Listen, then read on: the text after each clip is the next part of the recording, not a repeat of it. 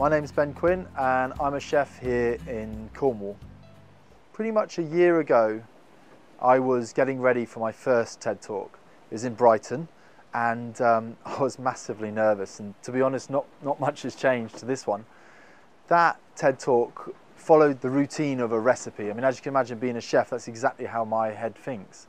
The idea that you need a set of ingredients and you need a method, maybe some conditions to do that within, and then ultimately end up with this aim. And my aim for that talk, and my aim as a person, and my aim for my businesses, is to make lifetime memories. So that was the idea of that first TED Talk. I was going to teach people my recipe for making lifetime memories. And I simply had the ingredients that I explained to be people, place and purpose. People, obviously those around you, some you may know, some you may not. A place in time, but also geographically a place, and then finally a purpose. So, you know, what do you live for? And if you can connect with those three, then you're able really quickly to identify when you're at a moment in life that you're going to remember forever. My purpose is to make lifetime memories. That was actually the aim of the recipe, and I'm driven by finding those moments in time. All of my businesses and all of the things that I've gone on to achieve with my own life or with my businesses, I rate against that. Did I make a memorable moment? Am I going to remember that forever? And the idea simply is that if I do that, if I do stay present and I'm able to recognize those moments, then I should be able to have more of them. And if I have more memorable moments, then I have a more memorable life. That's it in a nutshell. Since then, things have changed massively. The world is a completely different place. The ingredients for me are still very much the same, and my aim is still very much the same, but the outcome is completely different. And today's talk is about me sharing with you how, from a year ago to now, I still make lifetime memories, but where I make them and how I make them has changed massively. This year reminds me of a moment in time that me and my team had maybe about 3 years ago, where me and the team were in this beautiful location and we were smoking about 30 chickens for a really important dinner, probably the most important dinner from the guests' lives. And these chickens were going brilliantly. They were perfectly golden brown, and they had like the hue of smoke that you'd expect. They're sort of just slowly like dripping away, and they're moments away from being taken off the smokers and resting. I turn my back for maybe 2-3 minutes and a complete disaster unfolds. I find out that there's been a flare-up. For those that don't know about live fire cooking, that's simply where the fat drops onto some charcoal or some hot metal and just catches fire instantly. So this situation's happening in front of me. There's been a flare-up, there's a huge fire inside these smokers, and in there obviously are these 30 chicken, and they're going from perfectly smoked to perfectly burnt in moments. So certainly that's what I'm thinking. So me and the team decide to react obviously quite quickly, and the first thing we need to do is make the safe space. We just need to communicate quickly, we need to put the fire out, and then looking to see if we could retrieve anything of these chickens.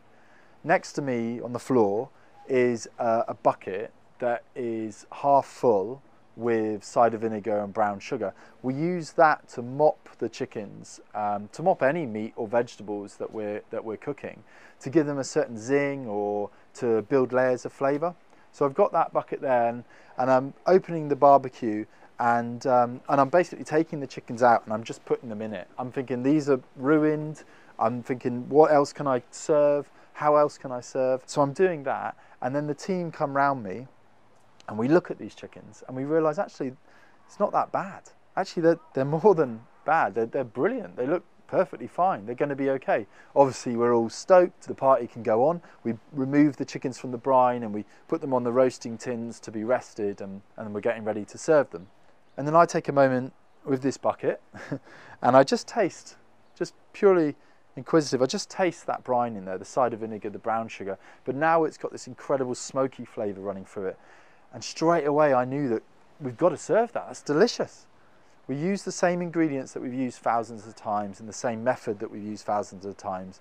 We had a situation happen, a threat, and it changed what we were doing and it changed how we were going to serve these dishes. But actually what came out of it was this beautiful smoked gravy.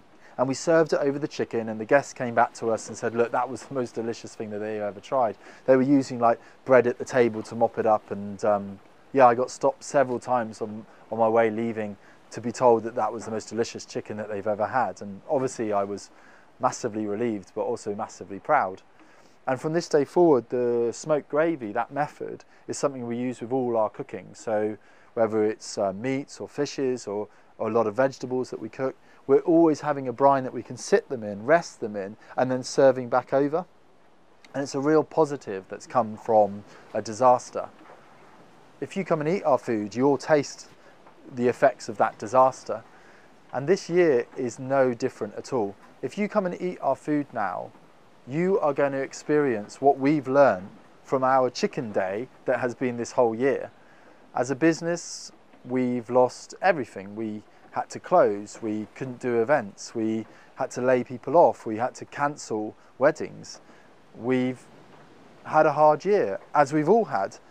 But what we did as a business is, rather than worry too much about the reality of the situation, is we started to look forward and to try and work out how we could approach this threat as an opportunity. So when COVID-19 struck in March and we went into a lockdown, we'd already closed our cafe because we felt like it wasn't the right thing to do to stay open. But we also were aware of the fact that people needed us now. Yes, we couldn't go where we were wanted, and that was terrible. We couldn't go to weddings and we couldn't go to festivals. But there are other people that we could connect with, other people in our community. We assessed what our skills were as a business. We were able to do big numbers. We can cook food for 500, 600, 700 people in the middle of nowhere, and we can do it to a restaurant level. We felt really proud of that, but we wondered how could we use that now. And the other thing we'd learnt for opening Canteen in St Agnes was that we worked out a way that we could offer good value food with good values. We were able to offer two things, one meat, one veggie or vegan, £5, and we were able to see a wider demographic, a larger community at a table. We were able to use produce that we were still proud of, and we were able to serve that to a lot of people. So we had these skills and this experience, but we also had a connection in our community. We'd already started feeding the NHS. We did this over the Christmas of 2019. We laid our long tables in unusual locations in their hospitals, and we asked their colleagues to vote for anyone that they worked with that they thought was doing a really good job.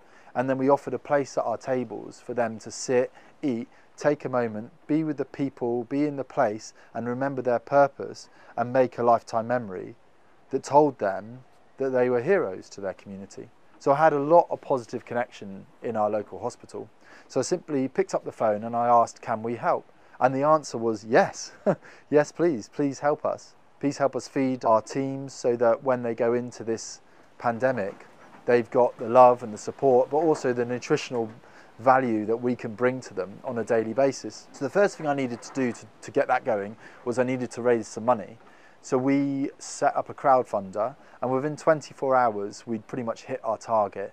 And by the time that crowdfunder had finished, we'd raised £30,000 from our community to give to our community of NHS workers.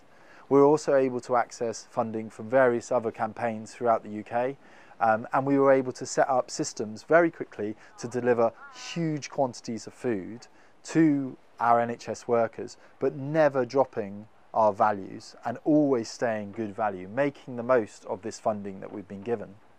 By the end of 10 weeks of serving NHS frontline workers throughout Cornwall, we had fed over 25,000 of them.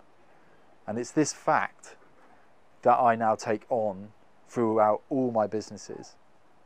The big moment for me that I realised that our aim was still the same, all the way back to that moment on that stage in Brighton of that TED Talk that I wanted to make lifetime memories. The big connection for that, for me, was an email that I received from a mum who had learned that her daughter, who was self-isolating in a local hotel, was able to connect with us through our food and feel supported and feel loved and feel part of a community and able to make a positive lifetime memory after quite hideous long shifts because of the food that we had brought to her. So that's when I realised that we still had the same aim. The ingredients still very much were the same, but the end result, just like Chicken Day, was this amazing realisation that we could do this in a completely different setting. It didn't need to be weddings, it didn't need to be festivals. It could be in a moment in time that was every day, and it could be in a complete disaster, a pandemic. Reflecting on all of that, I feel like the big idea, the idea that I felt was worth sharing with you, is this idea that if we're going to be environmentally sustainable, then we also need to look at being socially sustainable first. There is no point in my industry creating ingredients that only the richest people can afford and then telling people that it's those ingredients that are the most environmentally friendly. We must use ingredients that we can then make affordable. If we make food that's good for the planet affordable, then we're able to make it more socially sustainable and we're able to feed more people. If we continue to just feed rich people our food, then we will make absolutely no difference to the environment. It's this connection of good values and good value that is my idea. And this idea that if you're really good at what you do, if you really believe in what you do, just take a moment and ask, can I do this where it's needed and not just wanted? Thank you so much for listening.